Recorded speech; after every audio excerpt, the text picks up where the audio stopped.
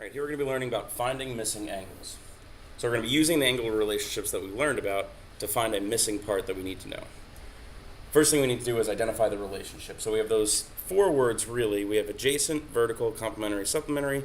Thing is, adjacent doesn't really tell us anything. They're just next to each other. That's not going to help us find a missing part. The other three will be really helpful. Vertical means they're equal. Complementary, I'm just going to abbreviate that as comp, means they add to 90. And supplementary means they add 20. Those are all actually equations right there. If I said that two things are equal, I could put an equal sign in between them and start solving an equation.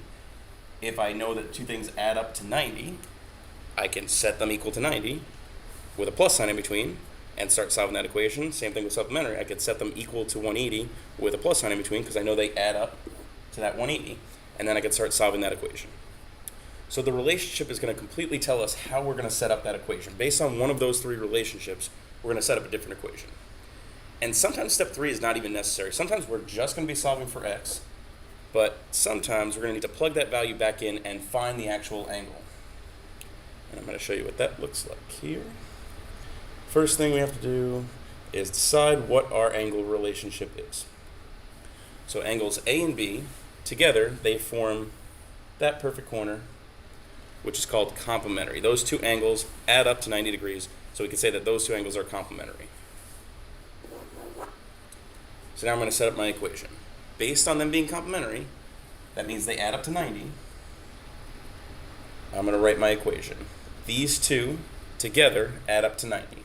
X plus 4 plus 3x plus 2 equals 90.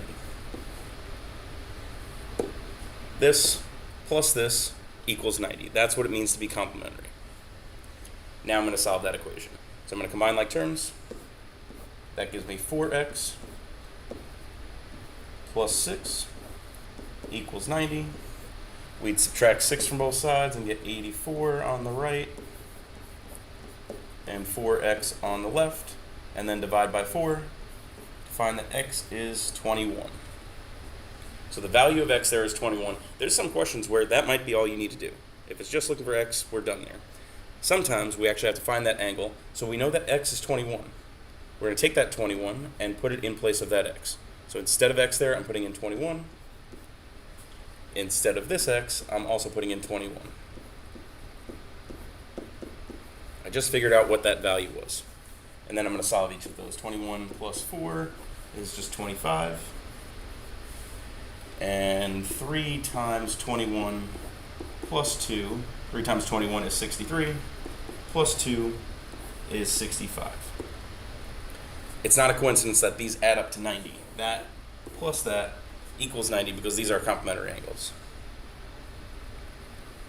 Another type of equation that we're going to need to set up is when they are supplementary, like what we see here. Together, this angle and this angle, they form a straight line. So we can say that these are supplementary. Or they add to 180 degrees. So that's where my equation is coming from. Anytime I want to describe this with an equation, I have to figure out what the relationship first to decide what kind of equation I'm going to set up. 2x plus 30 plus 2x minus 10 adds up to 180. And then we're going to solve that equation. So we're going to combine like terms again. 2x plus 2x is 4x. 30 minus 10 is 20. It's a positive 20, so I write plus 20. And now I'm going to try to get x by itself. I'm going to cancel out the plus 20 first. That gives me 4x equals 160. And then we divide by 4. And that gives me that x is 40. This is looking for angle S. So I just found out that x is 40. I'm going to take that 40 and substitute it in there in place of that x. So 2 times 40 minus 10. Well, 2 times 40 is 80, minus 10 is 70 degrees. So that angle is 70 degrees. We could plug the 40 in here and find this, or we just know that that's got to be 110. 70 plus something to add up to 180, that has to be 110 degrees. So for the second angle, we don't always need to plug it in. You could just subtract it from 180 there. Last one here.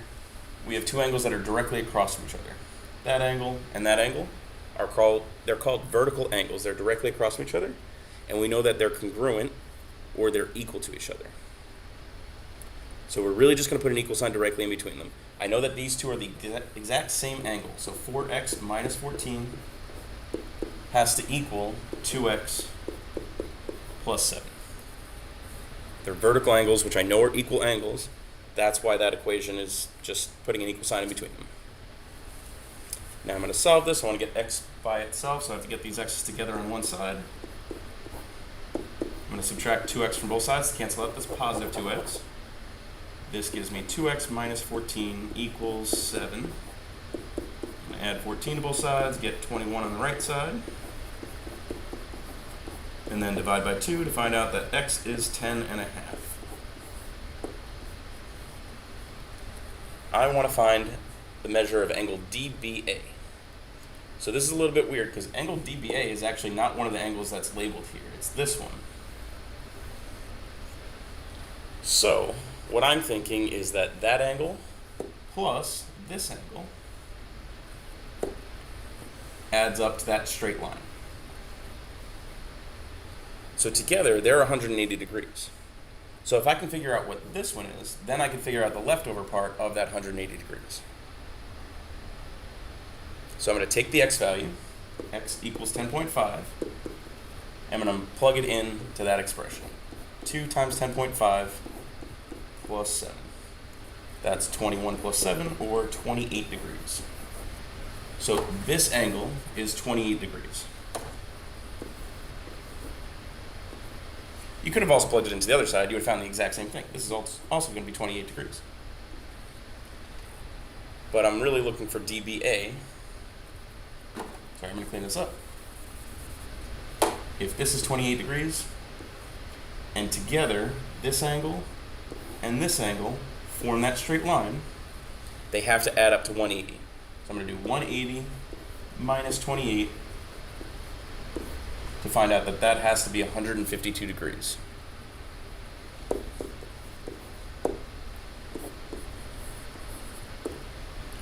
So there's a little bit of problem solving at the end once you actually find that measure that we're given here to find the angle that they were looking for. All right, so decide the relationship first and then base your equation completely on that relationship.